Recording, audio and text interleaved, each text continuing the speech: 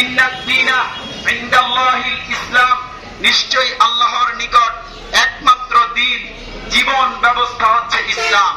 আল্লাহ রাব্বুল আলামিন ইসলাম প্রদান করেছেন মানুষ যেন তাদের জন্ম থেকে মৃত্যু পর্যন্ত গোটা জীবনকে গঠন এবং পরিচালনার মাধ্যমে মানুষ সত্যিকারের মানুষ হতে পারে, মানবতা মনুষ্যত্ব মানুষের ভিতরে জাগ্রত হয়, মানুষ যেন মিলেমিশে শান্তিতে বসবাস করতে পারে, মানুষের জীবনে সুশাসন ন্যায় বিচার প্রতিষ্ঠিত হয় এবং সকল সমস্যার সমাধান হয়। এই ইসলাম মেনে আমরা যদি আমাদের জীবনকে গঠন করি, পরিচালনা করি, তাহলে সৃষ্টিকর্তা আল্লাহ রাব্বুল আলামিন আমাদের প্রতি সন্তুষ্ট হবেন। তিনি সন্তুষ্ট হলে আমরা মৃত্যুর পরবর্তী অনন্তকালের জীবনে জাহান্নাম থেকে মুক্তি পেয়ে চির সুখের স্থান জান্নাত লাভ করতে পারবো। এই জন্যই মূলত আল্লাহ রাব্বুল আলামিন ইসলাম প্রদান করেছেন। কিন্তু ইসলাম সম্পর্কে সঠিক জ্ঞান না থাকার কারণে শয়তানের চক্রান্তের শিকার হয়ে সৃষ্টির সেরা মানুষ ইসলামকে ধর্ম মনে করে ধর্মীয় কিছু আচার অনুষ্ঠানের ভিতরে সীমাবদ্ধ করে দিয়েছে।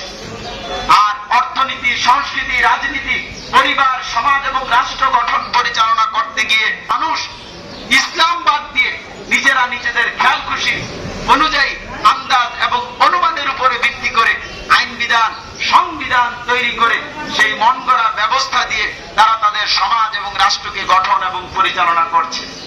বিশ্বের প্রতিটা রাষ্ট্রেই সৃষ্টিকর্তা আল্লাহর দেওয়া ব্যবস্থা ইসলামের বিপরীত বিভিন্ন মানব রচিত ব্যবস্থা প্রতিষ্ঠিত হয়ে আছে।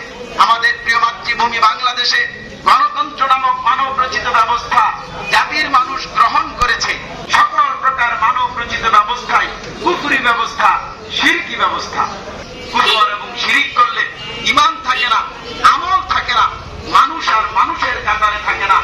আল্লাহ অসন্তুষ্ট হন, দুনিয়ায় আজাব গজব নেমে আসে, নেতারা হয় ফ্যাসিস্ট, স্বৈরাচার, দুর্নীতিবাদ, আর সাধারণ মানুষ হয় ন্যায় বিচার এবং অধিকার থেকে বঞ্চিত, বৈষম্যের শিকার। আর এই অবস্থায় মৃত্যুবরণ করলে আখিরাতে চিরস্থায়ী ঠিকানা হবে জাহান্নাম। যদি আমরা দুনিয়ায় সকল সমস্যা থেকে বাঁচতে চাই এবং আখিরাতে জান্নাতে যেতে চাই, তাহলে গণতন্ত্র সহ সকল প্রকার মানব রচিত ব্যবস্থা ত্যাগ